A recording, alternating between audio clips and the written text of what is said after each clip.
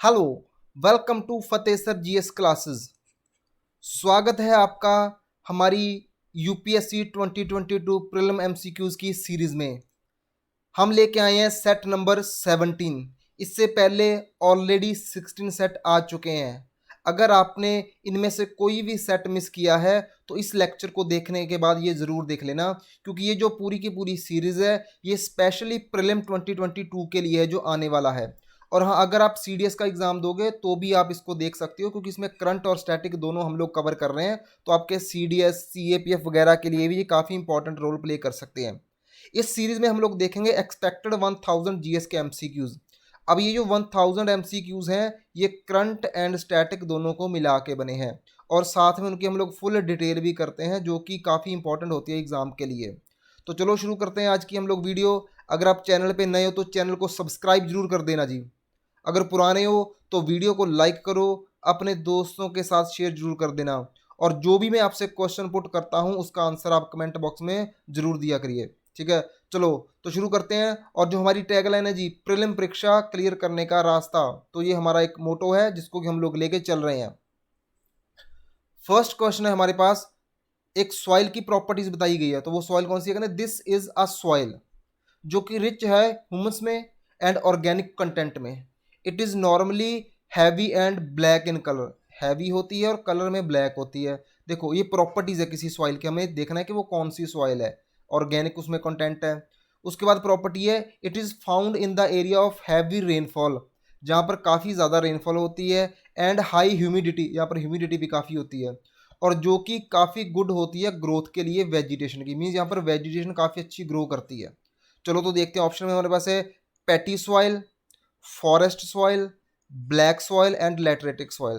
तो इसका हमारा सही आंसर है वो है peaty soil. Option number A is the correct answer. अब डिटेल देखते हैं इसकी। आंसर तो हमें पता चल चुका है कि पैटी सॉइल है। Peaty soil are found in the areas, कहाँ पर भाई मिलती है? जहाँ पर heavy rainfall and high humidity होती है, और इसमें जो वेजिटेशन होती है वो काफ़ी अच्छे से ग्रो करती है। देखो ब्लैक कलर से आपने कंफ्यूज नहीं होना कि ये ब्लैक सॉइल होगी। क्लियर है ना? क्योंकि देखो ये ऐसी होती है, वो जो ब्लैक होती है वो, और उसमें ऑर्गेनिक कंटेंट नहीं मिलते हैं, वो इग्निसिस रॉक से बनती है। तो ये ऐसा कलर कहीं आपने देखा होगा तो ये पैटी सॉइल होती है।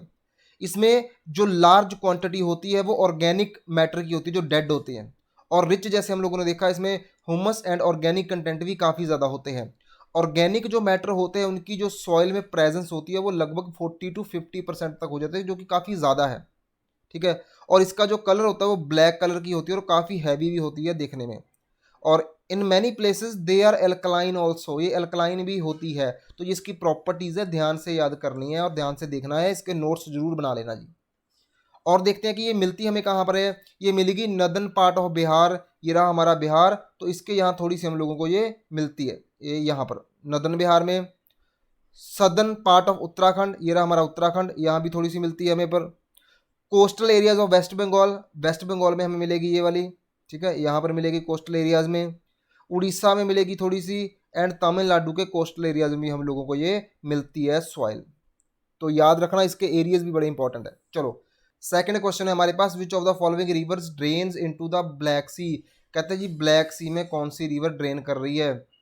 फर्स्ट हमारे पास है जी डेनिफर रिवर, सेकंड है डॉन रिवर, थर्ड है दनुबे रिवर, एंड फोर्थ है जी बिस्तुला रिवर।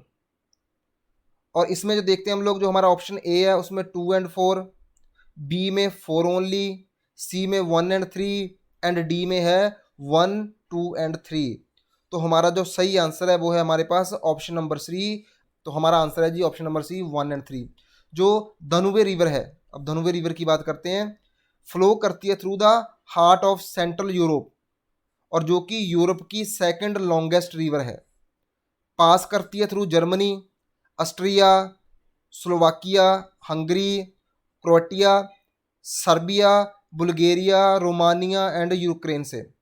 उसके बाद है आके ये मिल जाती है ब्लैक सी में। तो हम मैप में देखते हैं ये कौन सी है जी, दानुबे रिवर। तो ये रही हमारे पास दानुबे रिवर, ये रही। यहाँ से ओरिजिनेट होके कहाँ तक जा रही है, देखो कौन कौन सी कंट्री से ग्रो फ्लो कर रही है, और जाके ब्लैक सी में मिल जाती है। इसको पढ़ने से पहले थोड़ा ब्लैक सी जरूर देख लेना, ये काफ़ी न्यूज़ में है। क्योंकि हमें पता है कि रशिया एंड यूक्रेन के वजह से भी ये काफ़ी न्यूज़ में है। और ये रहा क्रीमिया वाला रीजन, और ये रहा रशिया यहाँ पर, ठीक है। और यहाँ पर हमें मिलता है अपना यूक्रेन। तो ये रीज़न तो काफ़ी न्यूज़ में है ही है।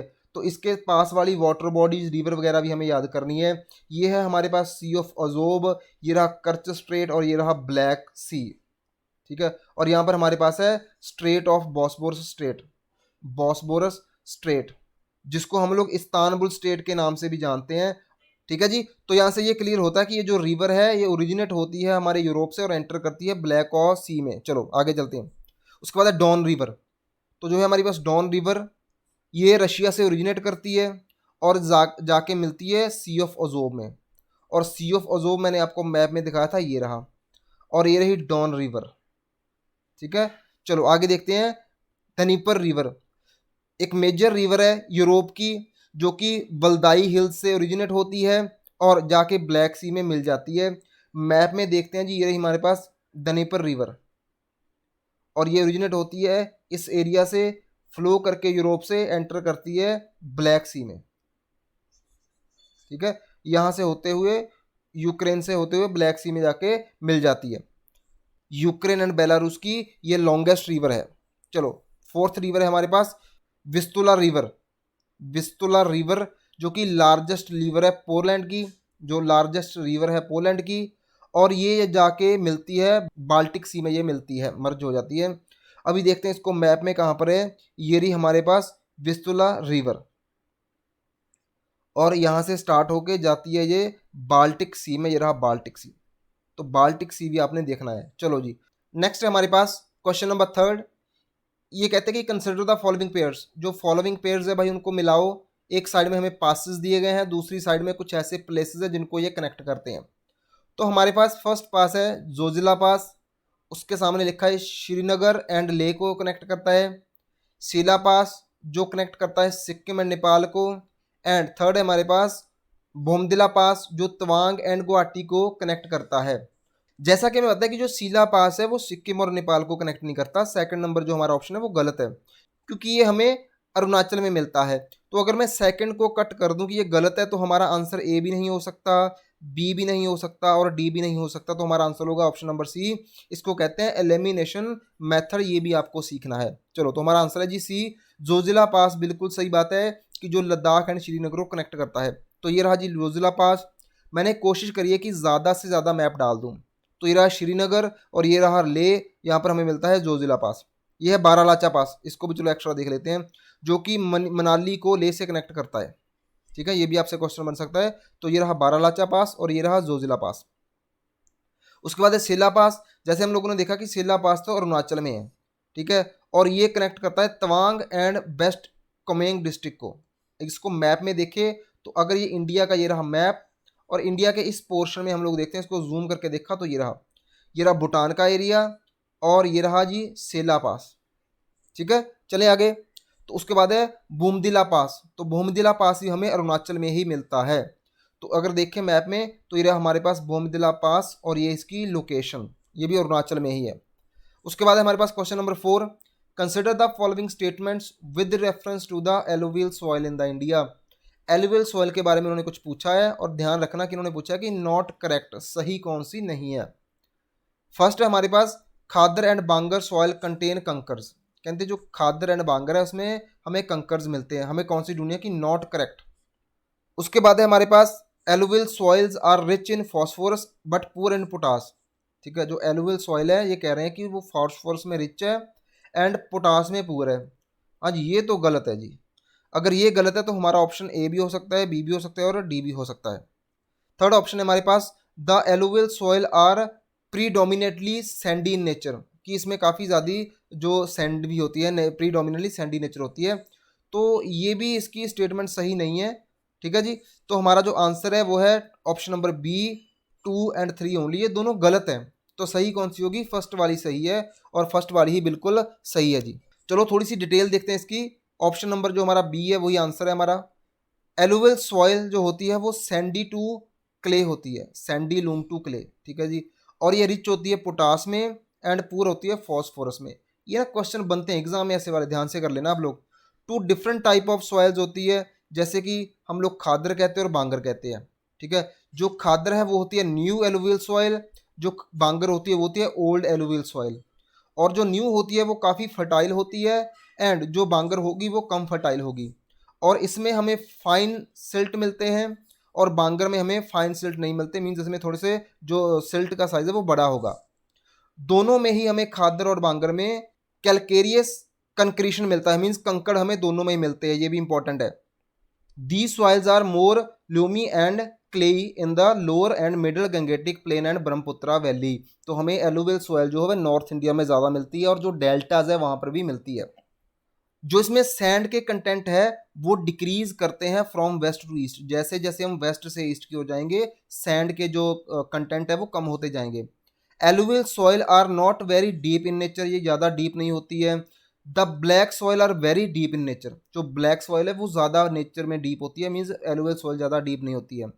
The particles that make up soil are categorise into 3 group of size, means जो इसके पार्टिकल्स होते हैं उनको हम लोग सैंडी बोलते हैं, सिल्ट बोलते हैं एंड क्ले बोलते हैं। सैंडी पार्टिकल्स जो काफ़ी लार्ज होते हैं एंड क्ले पार्टिकल्स जो स्मॉलेस्ट होते हैं। Most soils are a combination of 3, जितनी भी सॉइल्स होती हैं जो हम लोगों के पास एलुवियल सॉइल है वो तीनों का कम्बिनेशन होती है, कहीं कुछ ज़्यादा कहीं कुछ कम। ठीक है जी। और जो क्ले लोम टेक्सचर सॉइल होती है, फॉर एग्जांपल जिसमें कि इक्वल पार्ट होते हैं सैंड के, सिल्ट के एंड क्ले के, उसको हम लोग बोलते हैं क्ले लोमी स्ट्रक्चर। ठीक है, तो ये थोड़ा ज़्यादा डीप हो गया, हमें ये भी ध्यान रखना है। चलो नेक्स्ट क्वेश्चन है हमारे पास, question number 5। Consider the following statement with respect to the International Fund for Agricultural Development IFAD। तो IFAD के बारे में है, उन्होंने पूछा है कि कौन सी स्टेटमेंट इसके बारे में बताओ सही है, अब में से करेक्ट कौन सी है। फर्स्ट हमारे पास है it is specialised United Nation agency. तो ये UN की एक स्पेशलाइज्ड एजेंसी है, हाँ जी बिल्कुल सही बात है जी। It is multilateral development institution that focus on the transforming rural economies and food system. तो बिल्कुल सही है जी, को रूरल जो हमारा रूरल इकोनॉमी है उस पर भी फोकस कर रही है और जो फूड सिस्टम पे भी बात कर रही है, फूड सिक्योरिटी को ये चाहते हैं। जो हमारा थर्ड ऑप्शन है उसने बोला है कि जो एक रूरल डेवलपमेंट रिपोर्ट है जिसको कि हर साल ये जो बॉडी है वो रिलीज करती है। तो हमारा जो आंसर है वो है ऑप्शन नंबर डी, क्योंकि सभी के सभी इसमें सही हैं। चलो देखते हैं जी, अब इसकी डिटेल देखते हैं। जो हमारे पास IFAD, इसकी फुल फॉर्म क्या है, इंटरनेशनल फंड फॉर एग्रीकल्चर। जो एक इंटरनेशनल फाइनेंशियल इंस्टीट्यूशन है, ठीक है जी। तो क्या है ये, इंटरनेशनल फाइनेंशियल इंस्टीट्यूशन, जो कि एक स्पेशलाइज्ड बॉडी है यूनाइटेड नेशन की, जो जिसका बेस हमें मिलता है रोम में, इसका बेस हमें मिलता है। IFAD invested in rural peoples, जो गांव के लोग होते हैं उनमें इन्वेस्ट करती है, उन्हें एम्पावर करने की कोशिश करती है और उनकी फूड सिक्योरिटी को भी इंक्रीज़ करने की कोशिश करती है। और ये भी कोशिश करती है कि जो न्यूट्रिशन है वो भी इम्प्रूवमेंट हो और जो लोगों में न्यूट्रिशन की कमी है उसको दूर किया जा सके। और इसका ये भी कोशिश होती है कि जो उनकी इनकम है, खासकर गाँव वाले लोगों की इनकम को भी इंक्रीज़ किया जाए। IFAD एक ऐसी ओनली मल्टीलेटरल डेवलपमेंट इंस्टीट्यूशन है जो कि फोकस करता है एक्सक्लूसिवली, मींस नॉर्मली इसका फोकस होता है रूरल इकोनॉमीज पे एंड फूड सिस्टम पे। याद रखना, ये जो सिटीज़ और अर्बन एरियाज पे फोकस नहीं करता। एग्जाम में आपसे ऐसा पूछ लेगा। It works in the remote regions, obvious है क्योंकि ये गाँव की बात करे तो रिमोट रीजन में बात करेगा, खासकर उन कंट्रीज़ में जो डेवलपिंग कंट्रीज़ होती हैं। ठीक है, और ये पब्लिश करती है रूरल डेवलपमेंट रिपोर्ट हर साल। और अगर इस बात की बात करें, जो रूरल डेवलपमेंट रिपोर्ट आई है 2021 में, उसमें बताया गया है कि ये काफ़ी रेवोल्यूशनरी ट्रांसफॉर्मेशन हुई है वर्ल्ड के फूड सिस्टम में। तो मीन्स काफ़ी फूड सिस्टम अच्छा जा रहा है।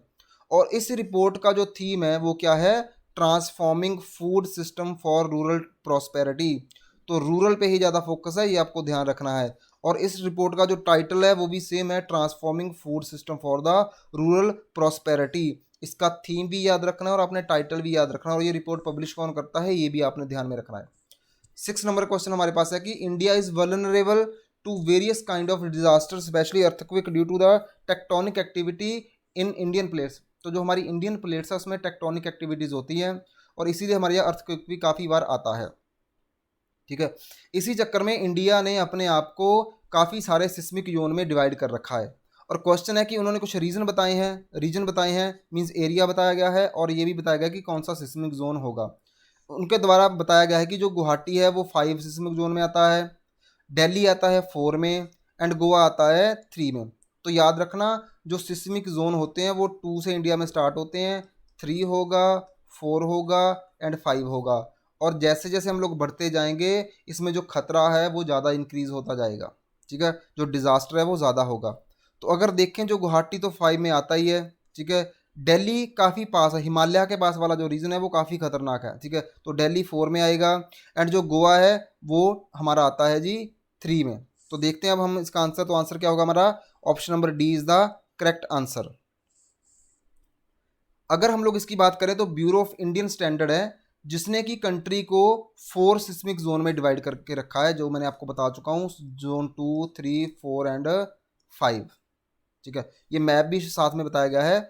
जो सिस्मिक जोन 5 होगा वो सबसे ज़्यादा खतरनाक होगा और जो 2 सिस्मिक जोन होगा 2 होगा वो सबसे कम एक्टिव होगा, ठीक है। और 5 में कौन कौन से एरिया आते हैं, अगर इसमें बात करें जो रेड वाला रीजन है, देखो तो ये रही हमारी नॉर्थ ईस्टर्न स्टेट्स जितनी भी हैं, ठीक है। ये थोड़ा सा ये वाला पार्ट हो गया, ये हमारा उत्तराखंड हिमाचल वाला पार्ट हो गया, अपना जम्मू वाला पार्ट हो गया, ठीक है। और ये हमारा गुजरात वाला पार्ट हो गया। तो उन्होंने क्या पूछा था हमारे पास, कौन सा था जी, गुवाहाटी। तो गुवाहाटी का रहता है यहाँ पर, ठीक है। तो क्लियर है कि वो सिस्मिक जोन 5 में होगा। उसके बाद है हमारे पास, हाँ यहाँ पर बताया भी गया है कि कुछ पार्ट जम्मू एंड कश्मीर के हो गए हैं, हिमाचल के हो गए, उत्तराखंड के हो गए, रन ऑफ कच्छ हो गया, गुजरात हो गया, अंडमान निकोबार हमारे पास है, बिहार हो गया, जो नॉर्थ ईस्टर्न स्टेट है वो सारी की सारी आ जाती हैं। फिर है हमारे पास जोन 4, ठीक है जी। जोन 4 में देखते हैं जो रिमेनिंग पार्ट बचते हैं, मींस जोन 4 और 5 लगभग सेम एरियाज में है और थोड़ा सा उसका जो पास वाला एरिया है, जैसे कि ये रहा हमारे पास दिल्ली हो गया, जम्मू एंड कश्मीर हो गया, लद्दाख हो गया, सिक्किम हो गया, उत्तर प्रदेश का थोड़ा सा नॉर्दर्न पार्ट हो गया, बिहार हो गया, वेस्ट बंगाल हो गया, गुजरात का कुछ पार्ट हो गया, महाराष्ट्र का कुछ पार्ट हो गया, राजस्थान का कुछ पार्ट हो गया। ये आता है हमारे पास सिस्मिक जोन 4 में। ये जो थोड़ा ये वाला है कर ले, थोड़ा लाइट ये डार्क येलो है, तो ये है सिस्मिक जोन 4। मैप को अच्छे से दिमाग में बिठा लेना, यहाँ से आपको क्वेश्चन बन जाएगा। उसके बाद है जोन 3। तो जोन 3 में हमारे पास केरला हो गया, गोवा हो गया, लक्षद्वीप हो गया, और जो रिमेनिंग पार्ट है उत्तराखंड के, गुजरात के, वेस्ट बंगाल के, कुछ पार्ट पंजाब के आ जाते हैं, राजस्थान के आएंगे, मध्य प्रदेश के आएंगे, बिहार के, झारखंड, छत्तीसगढ़ वगैरह वगैरह। तो ये जो जितना भी लाइट येलो वाला पार्ट है ये आता है हमारा सिस्मिक जोन 3 में, और ये जो बच गया है ये आता है सिस्मिक जोन 2 में, जो ब्लू वाला पार्ट है, ठीक है। चलो, तो ये आंसर जो हमारा क्वेश्चन था उसका आंसर बताया गया है। नेक्स्ट क्वेश्चन है हमारे पास, arrange the following reservoirs of the water in decreasing order of the percentage of the total water holding on the earth surface. कि जो रेजर्वायर हैं इसमें हमें बताना है कि अकॉर्डिंग टू द परसेंटेज किसके पास कितना वाटर होता है। सबसे पहले हमारे पास है जी, हाँ हमें इसको डिक्रीजिंग ऑर्डर में बताना है, मीन सबसे पहले हम वो रखेंगे जिसमें सबसे ज़्यादा वाटर होता है, उसके बाद कम वाला, फिर कम वाला और उससे कम वाला। Soil moisture option number first है, streams and rivers option number 2 है, लेक्स एंड आइस कैप। हमें पता है कि सबसे ज़्यादा वाटर जो होता है वो आइस कैप में ही होता है, ठीक है। तो ये तो क्लियर है कि सबसे पहले 4 ऑप्शन आएगा, तो हमारा आंसर ए भी नहीं हो सकता और सी भी नहीं हो सकता। सेकंड नंबर पे हमारे पास आएंगी लेक्स, ठीक है जी। तो हमें पता है कि ये रहा और दोनों में लेक ही हैं जी। अब उसके बाद है हमारे पास सॉइल मॉइस्चर एंड रिवर और स्ट्रीम्स, इसमें बच्चों को कन्फ्यूजन होगा। तो हमारे पास सबसे ज़्यादा, अगर मैं इसी को दोबारा थोड़ा सा क्लियर करके बता दूं, सबसे ज़्यादा हमारे पास होगा जी आइस में, फर्स्ट पे ये आएगा, सेकंड पे हमारे पास लेक आएगा, थर्ड पे हमारे पास सॉइल मॉइस्चर आएगा एंड फोर्थ पे आएगा रिवर एंड स्ट्रीम्स। तो हमारा option number D is the correct answer. तो ये रहा जी एक टेबल जिसमें बताया गया कि ओशंस में सबसे ज़्यादा होगा, सेकंड नंबर पे आइस कैप, फिर ग्लेशियर एंड ग्राउंड वाटर, उसके बाद lakes, soil moisture, atmospheric, stream and rivers. ये रहा जी, क्लियर है। चलो आगे चलते हैं। नेक्स्ट क्वेश्चन है हमारे पास, which of the following is or are correct with reference to the winter monsoon in India. जो विंटर मानसून है उसके बारे में हमें बताना है। पहले तो मैं आपको बता दूं ये जो विंटर मानसून वो होता क्या है। समर मानसून वो है जो विंड्स ऐसे जाती हैं हमारी अरेबियन सी से और इंडिया में बारिश करती है, एंड विंटर मानसून वो होगा जो बारिश ऐसे आएंगी जिसको हम लोग रिट्रीटिंग मानसून भी बोलते हैं, ठीक है, जो ऑपोजिट डायरेक्शन में चलती है, ठीक है। अब हमारा ऑप्शन नंबर फर्स्ट है, due to anti cyclonic circulation on the land the possibility of the rainfall from them reduces. कि जो एंटी साइक्लोनिक कंडीशन होगी उससे रेनफॉल की जो पॉसिबिलिटी है वो कम होगी। बिल्कुल सही बात है जी, क्योंकि anti cyclonic condition means high pressure, और जो हाई प्रेशर होता है वो तो स्टेबिलिटी की कंडीशन होती है, तो हमारा ऑप्शन नंबर सही है फर्स्ट वाला। सेकंड है they have little humidity and thus they do not cause rainfall in any part of India. अब ये थोड़ी बात गलत कर गया कि इसमें ह्यूमिडिटी तो कम होती है, लेकिन अगर बात करें कि किसी भी पार्ट में बारिश नहीं करते तो ये भाई गलत है, क्योंकि ये बारिश करते हैं तमिलनाडु वाले रीजन में। ठीक है जी, तो हमारा option number second is the wrong, तो हमारा आंसर क्या होगा, ए ओनली, फर्स्ट वाला सही है। अब देखते हैं जी इंडियन मानसून, पहले ये देख लो कि ये तो हो गया हमारा नॉर्थ ईस्ट मानसून जिसको हम लोग को कहते हैं विंटर मानसून, और ये हो गया गर्मियों वाले जिसको साउथ वेस्ट मानसून बोलते हैं, जो कि बारिश लेके आते हैं।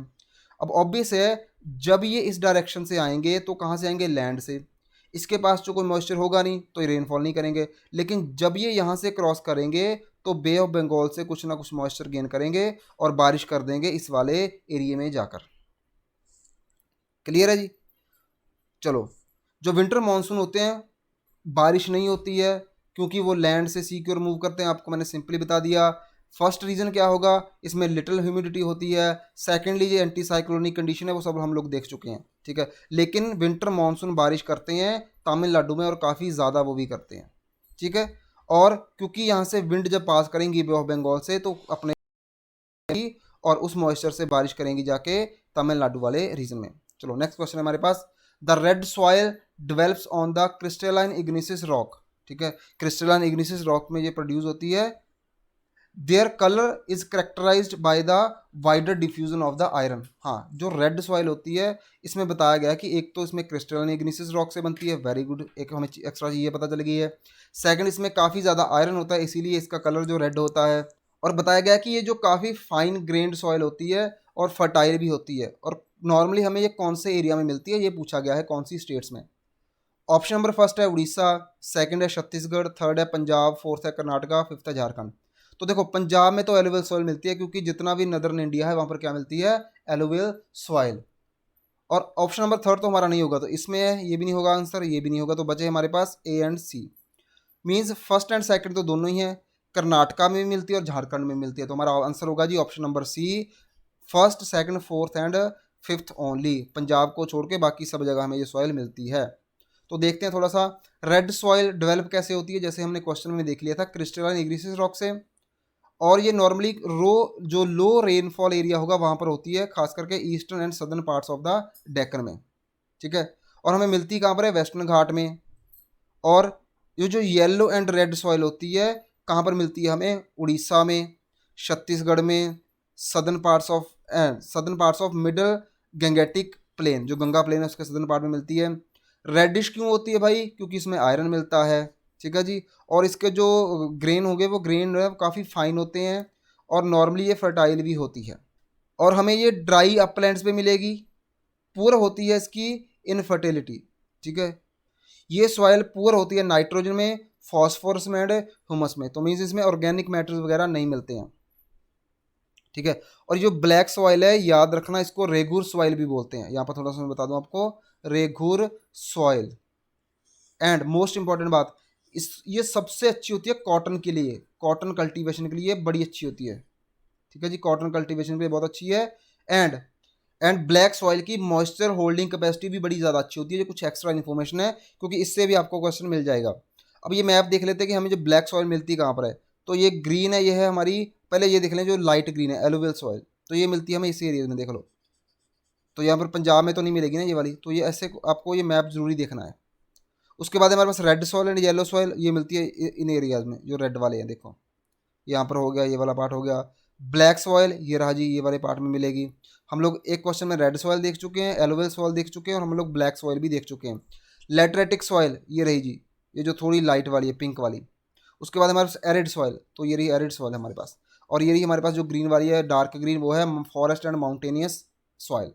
चलो जी, इस वीडियो का लास्ट क्वेश्चन है हमारे पास, recently International Energy Agency has invited India to become its full member. कहते हैं कि इंडिया को इनवाइट किया गया कि भाई इसका फुल मेंबर बन जाओ।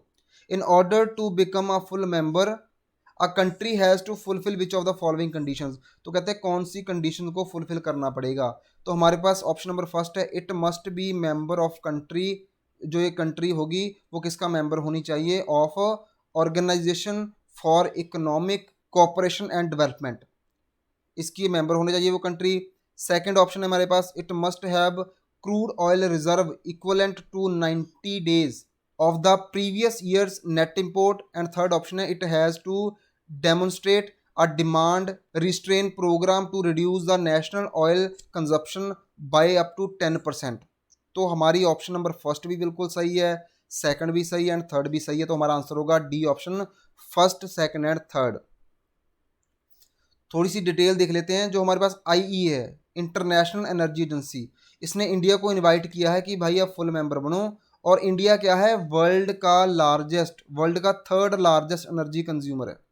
मीन्स हम काफ़ी ज़्यादा एनर्जी को कंज्यूम करते हैं। तो इंडिया वर्ल्ड का थर्ड लार्जेस्ट एनर्जी कंज्यूमर है, याद रखना।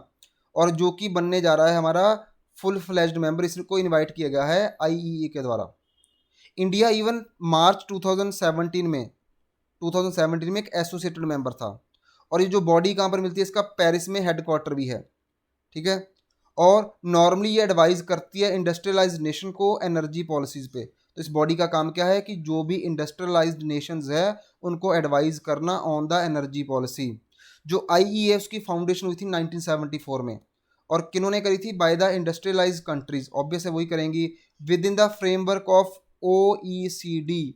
ओईसीडी की फुल फॉर्म क्या है, Organisation for economic cooperation and Development. जो आईईए है उसमें 30 मेंबर्स कंट्री थी और 8 एसोसिएशन मेंबर कंट्रीज हैं। मीन्स 2015 की स्टार्टिंग से ही इन्होंने अपने जो डोर है वो ओपन कर दिए हैं काफ़ी सारी एमर्जिंग इकोनॉमीज़ के लिए। तो इसीलिए इंडिया को भी उस टाइम पे एसोसिएटेड मेंबर बनाया गया था। अब देखते हैं जी क्राइटेरिया क्या है, अगर कोई कंट्री फुल मेंबर बनना चाहती है तो उसके पास क्या क्या चाहिए। सबसे पहली बात है कि वो मस्ट मेंबर होना चाहिए ओईसीडी का, ये मस्ट है, बहुत इंपॉर्टेंट बात है। कुछ और भी रिक्वायरमेंट्स होनी चाहिए, जैसे कि उसके पास क्रूड ऑयल हो, या फिर वो प्रोडक्ट जो है हमारे क्रूड ऑयल वाले वो रिजर्व हो 90 डेज के इक्वलेंट, जो हम देख चुके हैं। और वो डिमांड रिस्ट्रेन करता हो ताकि रिड्यूस कर सके नेशनल ऑयल कंजप्शन को बाय 10%।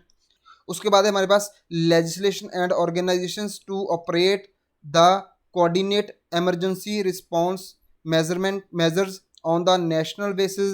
एंड उसके बाद है हमारे पास at present India has oil reserve equal to 74 days. India के पास 74 डेज का जो हमारे रिजर्व पड़ा है। And strategic oil reserve equal to 9.5 days of the requirement. तो ये इंपॉर्टेंट बात है जो आपको याद रखें कि मीन्स हमारे पास 74 डेज का इक्वलेंट रिजर्व भी पड़ा है ऑयल का, एंड 9.5 डेज का हमारे पास जो है वो पड़ा है स्ट्रेटेजिक ऑयल का रिजर्व। चलो, तो ये था आज का हमारा वीडियो। उम्मीद करता हूँ आपको वीडियो काफ़ी अच्छा लगा होगा। अगर वीडियो अच्छा लगा है तो प्लीज़ मेरे चैनल को सब्सक्राइब कर दो, वीडियो को लाइक जरूर करो, कमेंट करो और अपने दोस्तों के साथ शेयर जरूर कर देना। अगर आपको इस चैनल की पीडीएफ चाहिए तो मेरा एक टेलीग्राम पे चैनल है जिसका नाम है फतेह सर, तो आप उसको ज्वाइन जरूर कर लेना, इसकी आपको पीडीएफ वहाँ पर मिल जाएगी। ठीक है जी, ओके जी, thank you, have a good day.